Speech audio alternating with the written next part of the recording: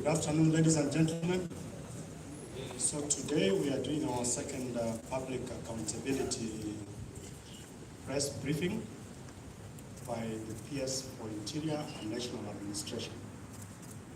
The CS Professor Kindiki is accompanied by senior officials within the ministry. As you're all aware, the ministry has 3 state departments.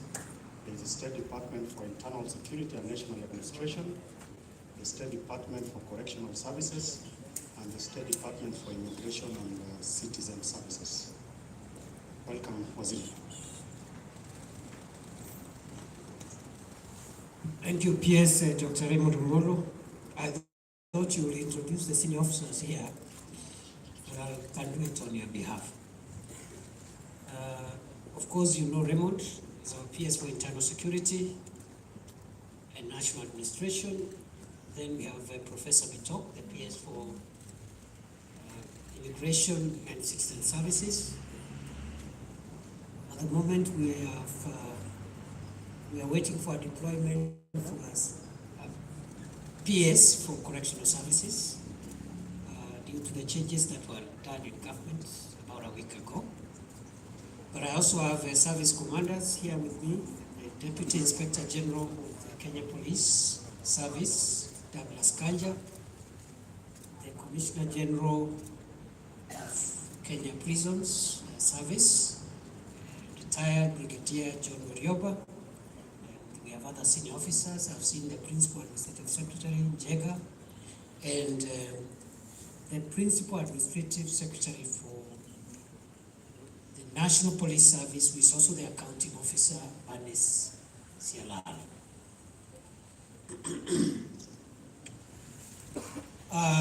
Good afternoon, and it's good to see all of you. On Saturday was my 6th month in office since I was appointed on 27th of October 2022. Let me start by saying it's a great honor for me to serve as our country's Minister for the Interior and National Administration.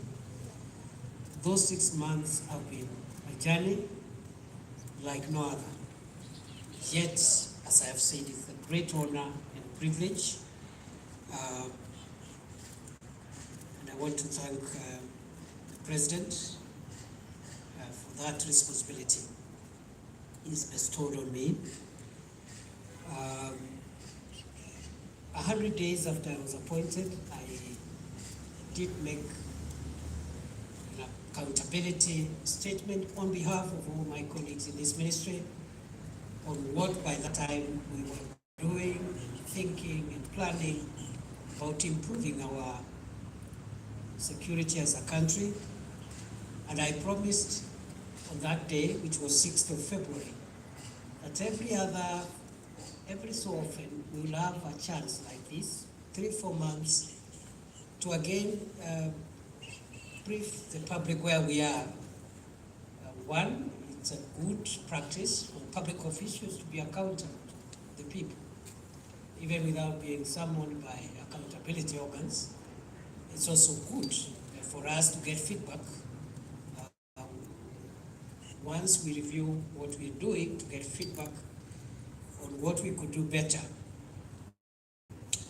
So this is our second public accountability statement as Ministry of Interior and National Administration, representing all the state departments and the semi-autonomous government agencies under the ministry. Time will not allow us to account for each and every of the programs and activities that we have been running. So suffice it to say, this is just a broad overview of the journey we have traveled since we last met here on 6th of February 2023. What have been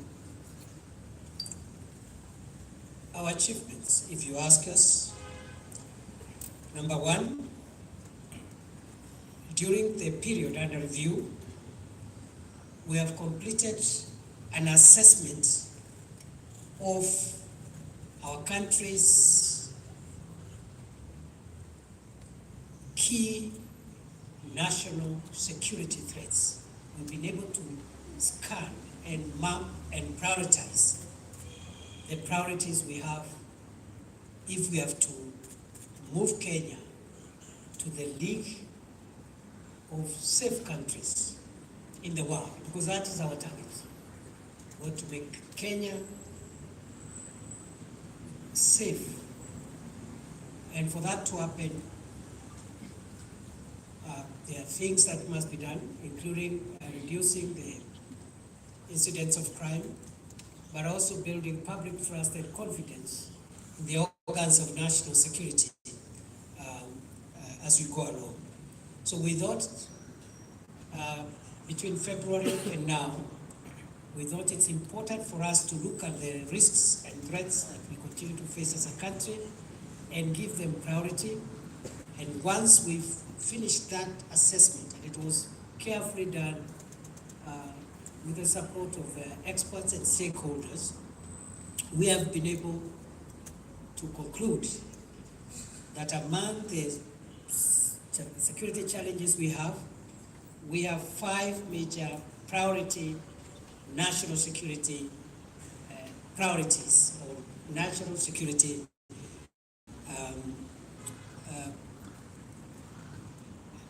issues that we would like the people of Kenya to know what we have been doing about in the last 3 months. Within that list, as I said in February, for us the fight against terror remains the number one existential threat to our country's stability. I am happy to report with a lot of confidence that our agencies responsible for our internal security, in collaboration with and with the support of the Kenya Defence Forces at the borders and beyond our borders, have been able to keep the threat of terror away from our territory, as has been the case before. It has costed us huge sacrifices in terms of our officers and our vigilance, but I am happy to report that we remain on top of that war. We remain extremely vigilant, even as other national security threats emerge. We remain focused to ensure that our country does not provide a room for evil people, terrorists, to hurt us the way they have hurt us in the past in this country. Many of our successes are never reported for obvious reasons, but I can say this without any fear of contradiction. We have been able to detect and deter attempts to hurt our country by terrorists. And I'm very proud of our security forces, especially those that are involved in counter-terrorism measures, for remaining focused, professional, patriotic, and delivering the results that we are all seeing. I have been at the most affected areas severally. I have engaged with the officers.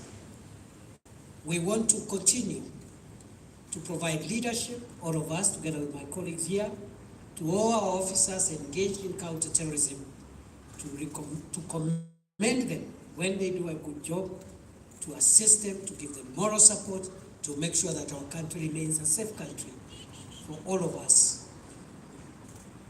Other than that, in terms of priority,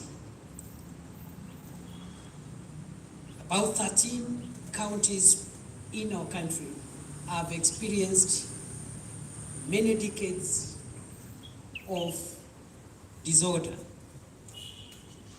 through or perpetuated by a culture of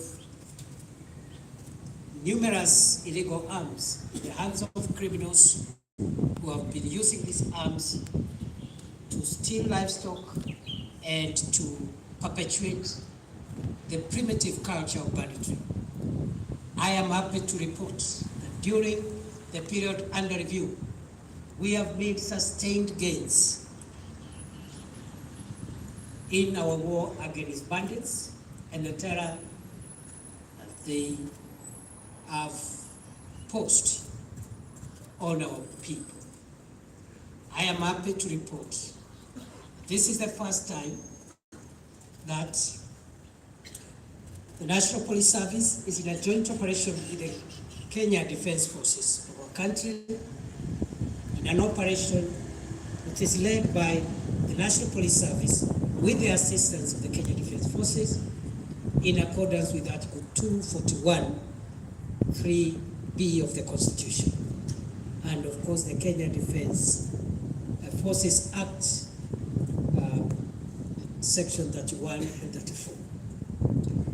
I am happy to report to the country that we have made great strides in the war against banditry, and we deliberately decided that although we know this is a war that is going to take us quite a bit of time, we must first silence the guns in the north of our country and make sure that there is law and order so that we can look at the long-term solutions to this age-old problem.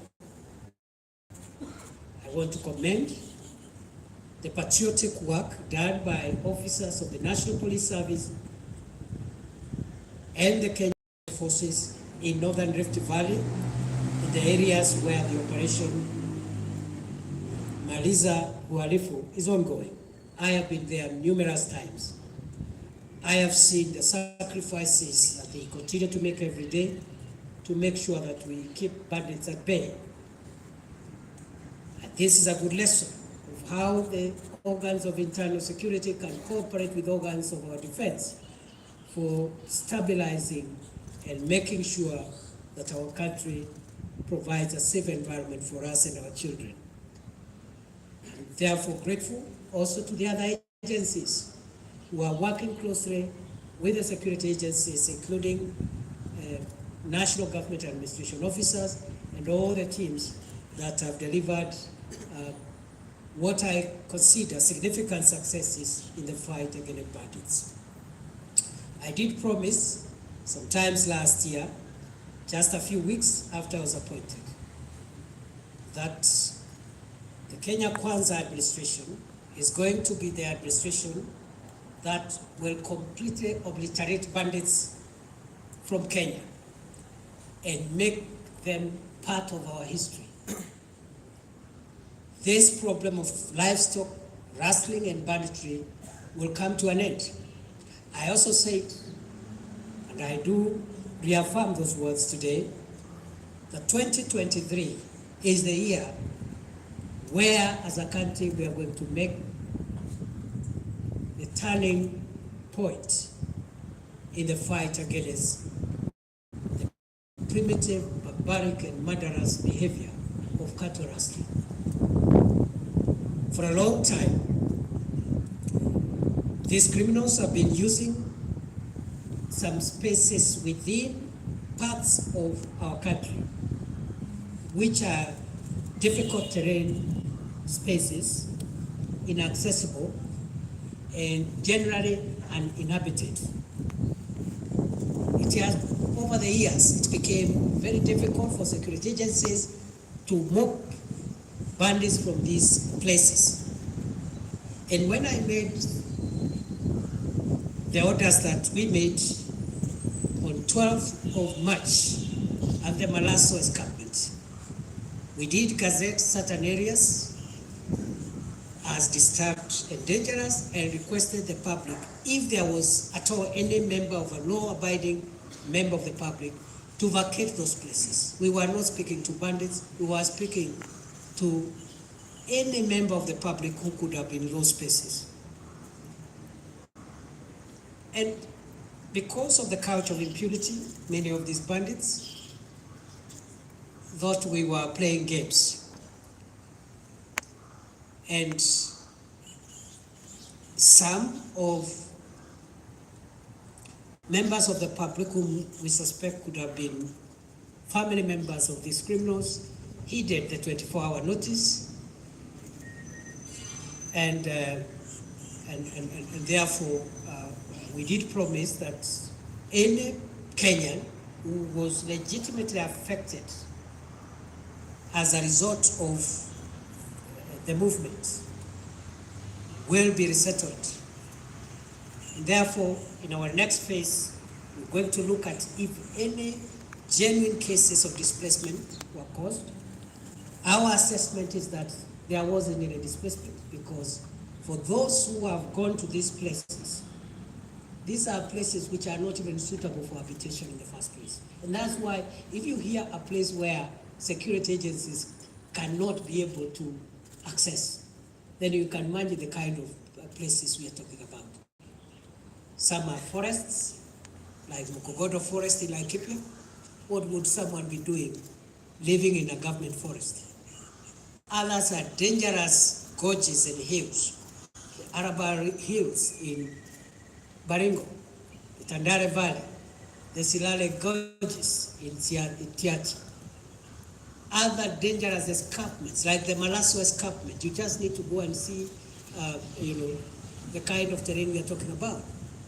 All these places, I am a proud Kenyan today to report that we have flushed out our criminals from all the areas that we gazetted as disturbed and dangerous. Some of the criminals escaped into the general population and mixed with the general population, and that's why we have had occasional sporadic attacks here and there, livestock stolen here and there, which thefts are not even happening in the grazing areas as used to be in the past, but is happening from homesteads. And we all know that police officers, law enforcement officers cannot be in every homestead. But I also want to report that whenever there have been attacks, we have made significant strides in recovery of stolen livestock. 2 weeks ago, I was in Laikipia North to celebrate our officers there who were able to recover within 12 hours a whole, about 76 heads of cattle which had been stolen in that part with no casualties, and on the side of our officers. And we have had many other instances of recovered livestock. We still have a number of livestock which have been stolen during the period under review, which we are still tracking, because what the criminals do is when the livestock is stolen, they divide it into small numbers and scatter in different directions.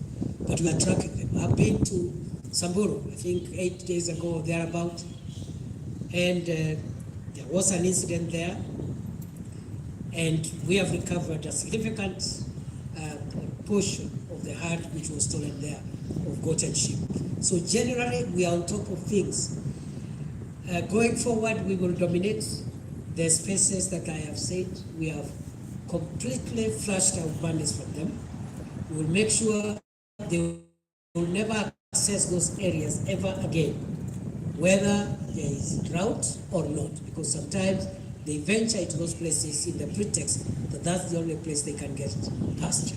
We will deal with the problem of pasture differently, but we will never again allow any criminal to access those places. In fact, the government has decided to turn these places into facilities for presence, training, and operations of our organs of national security. Both the police, the military, but also other security agencies. Because it's only by dominating the hideouts for bandits that you are able to stifle them from the lifeblood which has sustained their activity for so many decades. We are also upscaling our disarmament program. We have recovered slightly under 200 firearms from the Northwest. But we believe there are thousands of illegal firearms in that region.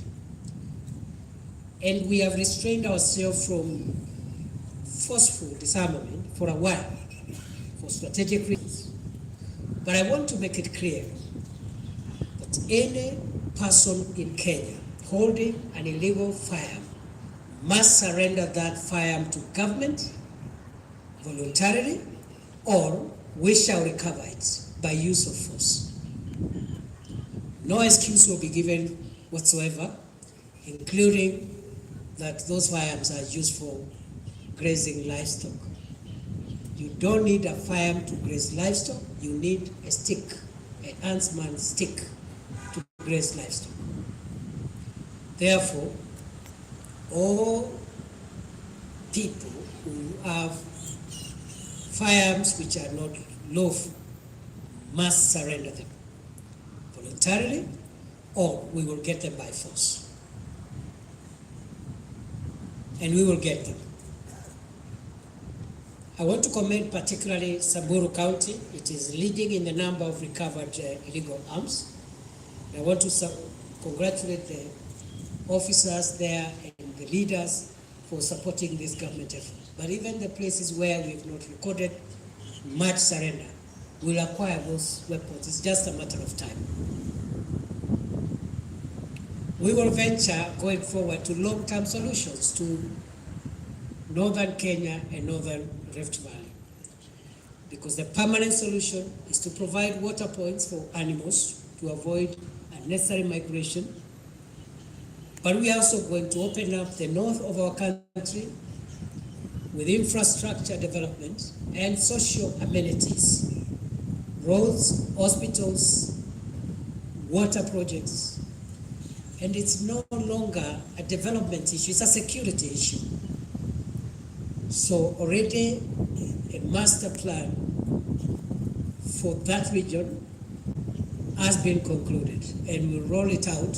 It's going to take a bit of time, but we are going to mobilize resources from within and without government to transform the north of our country once and for all. I have said before when I appeared before Parliament, the future economic stability of this country lies in us securitizing large tracts of our country that remain unsafe, and therefore they cannot attract local and foreign investments. And many of our people, the huge number of our population, is struggling in a very small space of our country. Yet we have a huge country which remains with untapped potential because of insecurity. So we are going to roll out in our next public accountability statement. We will say the initial steps. Some of them we have started taking already.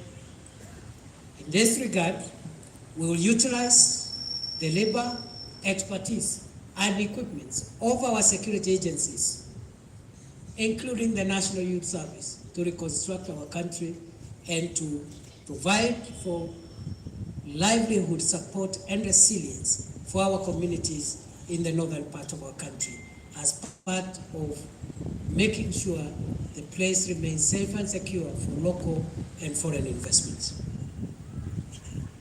That's where we are.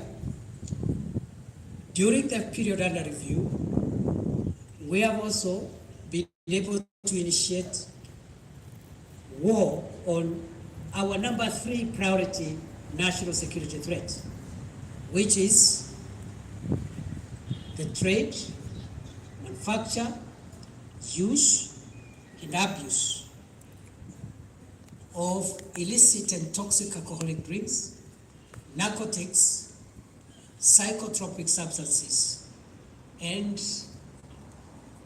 the engagement in other organized crimes.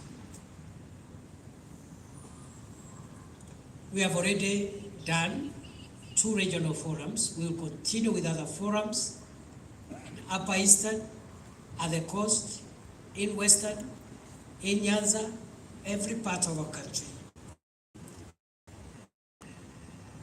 The problem of toxic alcoholic drinks that are being manufactured and sold to our young people with detrimental consequences looks like a social problem. It's not a social problem. It's a very serious national security problem. And if we are not careful, when all the adults today are gone from this country, we will not have a country to hand over to the next generation. And therefore, those who are engaged in the manufacture, sale, distribution of toxic and chemical-laced dangerous drinks, drugs of all types, your time in business in Kenya is over. We will fight with you with the same energy, clarity, focus, and make sure that we get you out of our country. And you either look for something else to do, or we will get you something else to do, whatever that is. So again, that is something we've just initiated, and therefore maybe in the next accountability statement I'll be reporting progress, because we must win that war. The fourth major national security matter in our assessment is the rise in violent extremism in several fronts. Number one, religious extremism. And I think the Shakahola example will just illustrate best that we have a problem in this country, which we regard as a religious problem, a social issue, but it's not. It's an extension threat to our country. We are still in Shakahola. And I am afraid we have more mass graves in Shakahola, which are not opened. We'll start opening those graves on Monday, once the current phase of postmortems of the last cohort of bodies is concluded at the end of the week. We are also going to take new measures which are announced from that space, which has almost become my second office. Next week, I'll be back there. But the kind of damage Shakahola has done on Kenya, if we do not remedy and deal with this problem head on, this is the kind of threat that can hurt the country in the scale and manner in which some countries have been hurt. Our good neighbor Rwanda is an example of what happened in that country because of ethnic fundamentalism. Now, that is religious extremism. We are also witnessing cultural extremism, mainly in central Kenya and parts of Upper Eastern. In Upper Eastern, the cultural extremism and Northern Rift Valley, the cultural extremism is in the perpetuating of some of the crimes we are fighting in that area, including cattle rustling. There is a cultural extremism component that we must tackle. In central Kenya, we have seen during the period under review a reemergence of cultural extremism by groups which are proscribed under the law of Kenya and which some people would like to revive. We saw them chanting the other day outside the DCI when we arrested a suspect. And you can see the courage, the demeanor, the impunity of these criminals. I spoke on Sunday. I would like to repeat for purposes of clarity. Any person who thinks that we can go back to the years when terror groups hiding behind culture raped our women and our children, as well as extorted money from business people, that person is dead wrong. All those who could be recruiting unsuspecting youths to take part or to join prescribed organizations are enemies of Kenya. And for the sake of Kenya, we have to come for you and we get rid of you so that you go where criminals go. Criminals are supposed to be in prison, and I'm the Minister for Prisons.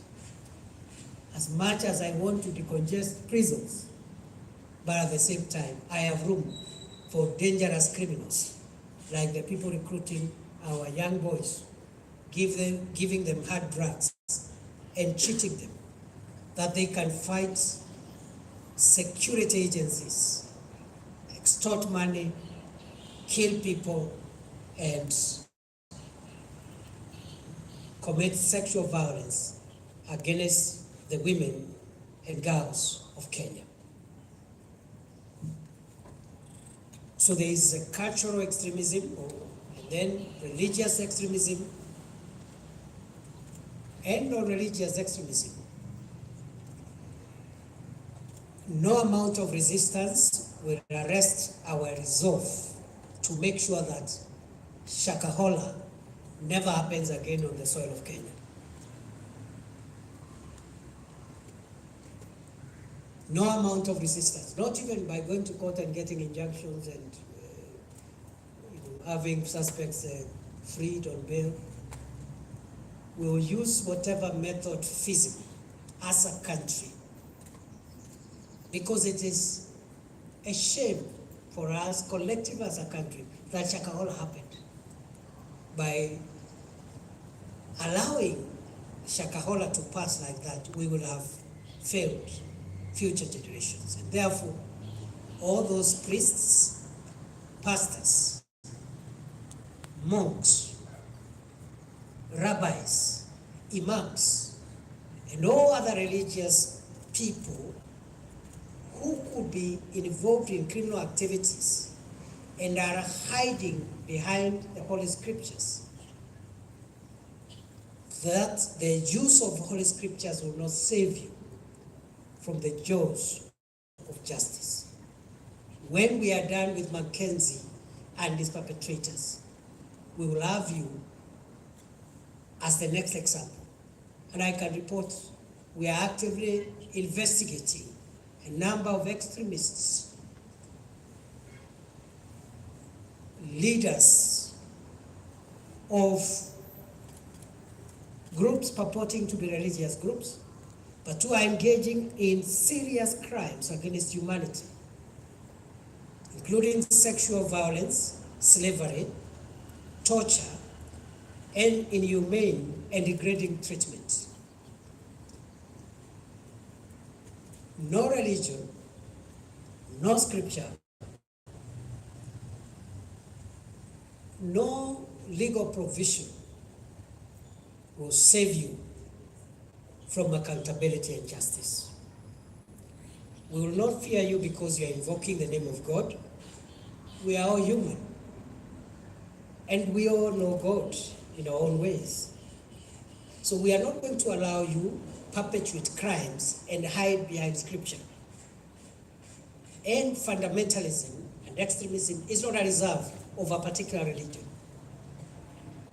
All criminals hiding behind religion, your time for business in Kenya is over, look for another business.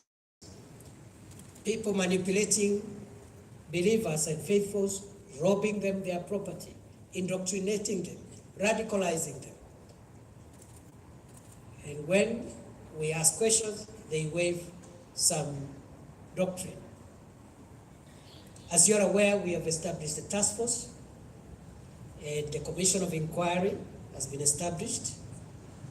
Those are some of the accountability mechanisms that will help us, but we are actively investigating, and we are zeroing in on a number of other McKinsey-like people before they cause us harm. The harm levels will be less, but the direction they are taking is the Mackenzie-Shakahola route. Finally, in terms of national security threats, is the rise of violent resolution of political, economic, and social disputes in our country. Let me start with politics. In recent months, although it has been a problem for a long time, politicians who have political grievances want to incite the public and use the constitutional provisions that are so clear and unambiguous. They use those provisions in a warped manner to imply that the fundamental rights and freedoms include the rights to kill, torture, and loot people's property. I have said before, we are aware as government that we have a constitution, a very, very solid constitution, especially on the Bill of Rights. But we are also aware that constitution is carefully worded to allow the exercise of those rights within the law and in a situation of peace and law and order. Started at the national level, that culture has now percolated to the countryside, to lower levels, to low-ranking politicians, and in the period under review, we have witnessed certain behavior, if not curtailed, will make our country break down its long tradition of law and order and the rule of law.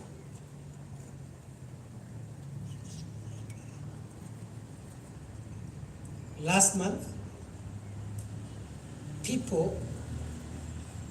citizens who had what I consider very genuine grievances against security agencies, decided they would storm the Wajir police station and try to overrun it, simply because they were aggrieved.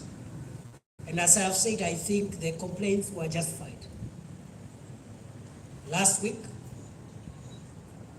citizens who, in my view, appear to have some grievances which appear genuine, Kericho and Bomet. What are they doing? Attacking police officers, burning police vehicles, burning tea-picking equipment, looting shops. When you ask, you're told, we have a freedom to protest and air our grievances.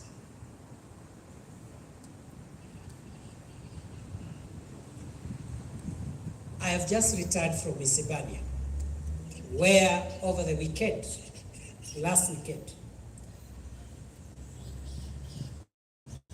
A group of hundreds of heavily armed civilians carrying crude weapons, including stones, axes, and all manner of crude weapons, stormed Isebania police station.